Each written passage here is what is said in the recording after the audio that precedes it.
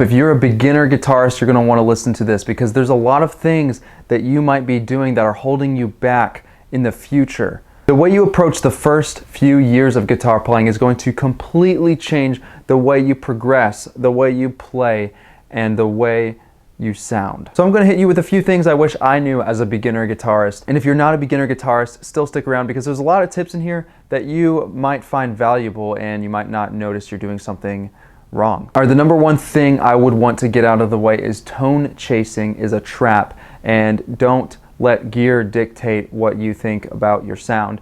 Just focus on playing. Now, there are a lot of good beginner guitars, there are a lot of bad beginner guitars. As long as you get something half decent, it's not going to be the end of the world. I wouldn't really recommend spending more than $1,000 on your first guitar because what if you don't like it? What if you spend all this money on a guitar just to find out that a year later you're not going to stick with it? And there's actually a lot of really good guitars that are in the $300 to $500 range, sometimes even less. Brands like Squier, Harley Benton, stuff like that. Those are like good for like professional level players. I've seen tons of professionals play brands like that.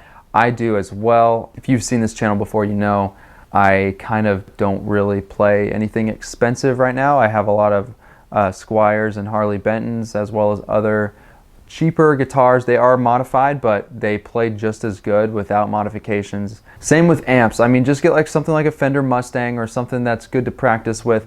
It's really valuable to have a practice amp that has Bluetooth capability nowadays, which is a really cool practice tool because what you can do is you can connect your phone to it, play along with jam tracks. Kind of a cool tip I learned in the last couple years, and I wish I knew a long time ago, was to make it more interesting to practice scales and the boring stuff. You can put on a drum track on YouTube, search 100 BPM rock drum beat, and it's so much better than just the monotonous click click of the metronome to hear like just a drum beat. It's pretty much the same thing, but it's just more fun to practice that way. I do this all the time when I'm learning licks or guitar parts that are just hard for me, and I just put on a drum beat and then I just play it over and over and over again. And a lot of times I make it a rule I have to finish the entire video before I go up in BPM. So I'll start at like something comfortable like 110, 115 BPM, depending on the song obviously, and then I'll increase it by 5 BPM. All right, the second thing you need to understand is practice the boring stuff. It sucks, yes, but like I said, there's ways to make it a little bit more fun, but this is going to greatly set you up in the future for way better guitar playing. I'm telling you, learn scales, man. The scales that you should be learning are just the major and minor scales. Throw in a blues scale, and then I would also learn a Dorian mode. The blues scale is basically a pentatonic scale with the blue note, so it's literally 6 notes. And that's basically just a variation of a major or minor scale. If you learn those and you can play them and improvise with them well, you're way farther along than a lot of professional guitarists, to be honest with you. Learn things like dynamics, alternate picking, tremolo picking, whatever you want to call it. The crazy part about being a guitar player is there's a lot of people that don't know a lot about music theory, or like they just weren't classically trained or something, you know. Personally, I was classically trained. I started with piano, violin. I also play saxophone and drums. So I have a wide array of different experiences that help inform my practice on guitar.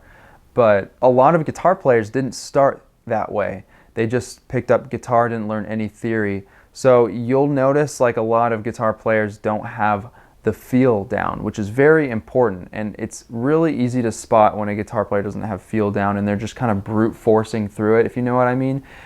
Guys, this is music, you know. Start slow, feel it, dynamics, the attack of your picking hand, even something as little as pulling off your finger off the strings.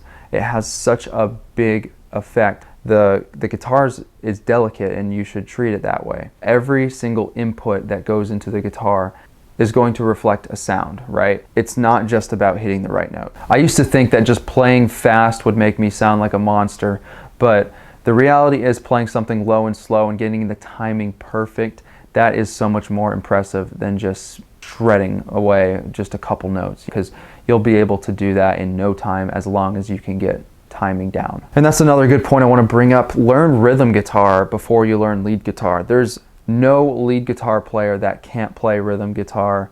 A lot of lead guitar players, it seems more glamorous and whatnot, but the reality is rhythm guitar is probably the most important part of the instrument.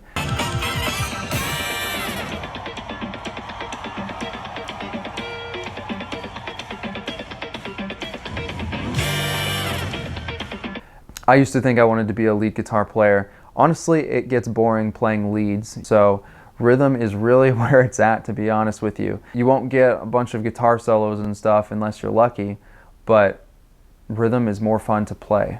It's also more important to learn first. So if you want to be a lead guitar player, focus on rhythm, focus on timing. You can't become a good lead player if you don't have rhythm and timing and your picking hand figured out. That brings me to the next thing.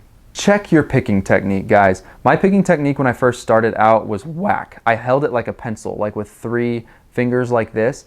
I'll show some videos on the screen of me playing like that, which was fine, and it got me very far for whatever reason, but I realized that there's some things I could not do unless I changed my picking technique around. So I watched a couple of videos and I just randomly noticed one day, I was like, huh, they're all holding their pick like that. They're holding their pick with their index finger bent and their thumb folded over it, kind of like this. If you look at a lot of like the best guitars ever, most of them are holding the pick that way, and there's a reason for that. And I just kind of figured that out in the last few years, and I've been spending a lot of time fixing that, and man, I can't even begin to explain to you how easy it has been to learn songs now. So when I tell you check your picking technique early on and fix any bad habits you might have, that is going to transform your future in guitar, because if I had that figured out, I probably would have been a lot farther right now. All right, another thing is I think it's really valuable to learn some sort of music theory, even the basics of music theory. If you guys want me to teach you the basics of music theory, it's really not that hard. Drop a comment and I'll make a video on it if I get enough comments requesting it. Learn the basics of music theory. Learn the circle of fifths. Knowing what chords go in a key helps so much, and I can't emphasize it enough. When you're learning a song, a lot of times you can just kind of infer what that chord is if you listen to it, if you have that knowledge down. If you don't, you're just going to be looking at tabs and strumming away. Another thing is, yes, tabs are great for learning music, but it's not going to help you if you don't know exactly what you're playing. So a lot of times you look at tabs and it shows you where to put your fingers on the fretboard, right? Which is super helpful, and it's a very efficient way of learning guitar. But the tabs don't tell you what you're playing, right? It just shows you where to put your fingers. So you could be playing like a D diminished chord and you wouldn't know it. But if you watch a video or something, or have someone teach you and they tell you this is a D diminished chord, then you know moving forward, if you see D diminished or someone tells you, hey, this is the next chord is a D diminished, you know how to play that already because you learned it. I think tabs are a lot more valuable when learning solos and leads. With rhythm stuff, if you're a beginner, I would generally try to stay away. If you're a very, very early beginner, and I know it might sound crazy, but knowing the chords on the fretboard it's very, very important. And a lot of you are probably playing guitar because you want to start a band, or maybe you're about to join a band, or you already have joined a band. I am just going to give you some advice for someone that's been in a few bands. By the way, check out my band Done For on Spotify and all streaming platforms.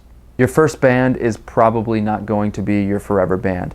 There's a lot that can happen. You could have a falling out with a band member. You could lose communication, or maybe someone gets a job and they become too busy to be in the band anymore and they quit. You can't find a replacement, so you kind of just fizzle out. Or maybe you just stop getting gigs, or maybe you can never find gigs. There's a lot of stuff that can go wrong. So I will say just use your first band as a tool to help you learn as much as you can.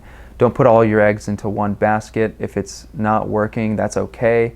But you're probably going to suck, and that is completely fine. Every band that I've ever joined has sucked at one point, but we've gotten to a point where we've been doing really well. So it takes time to get some cohesion with the members, and you start to develop a synergy, and The word band is a bunch of people that play music together. So just join together, make music, and have fun. The most important thing that you need to learn in your first band isn't to make it big. It's to learn how to communicate with others. It's to learn how to play well with others and react to different things. There's a lot of uncertainties when you're on stage or when you're practicing and making music with other people, and you need to learn how to get through that. And it's a very, very good skill to have. That's why a lot of people that have been in a band before are generally a lot further along in skill level than just bedroom guitarists that haven't played with anybody before. So if you've never played with anyone before, I would suggest going out to like a local jam session or something, or just trying to get together with a drummer or a keyboardist or bass player or whatever and just jam with them, because it really transforms your music learning abilities. It's crazy the things that happen whenever you start jamming with people. If you want more guitar tips and advice, if you're a metal guitarist, if you're a metal vocalist, follow me on Instagram and make sure to subscribe here. I do tons of music related stuff, so join in on the family here, join early, and I hope you got something valuable out of it. If you did, please like the video and watch another one maybe. I'll see you guys next time. Peace.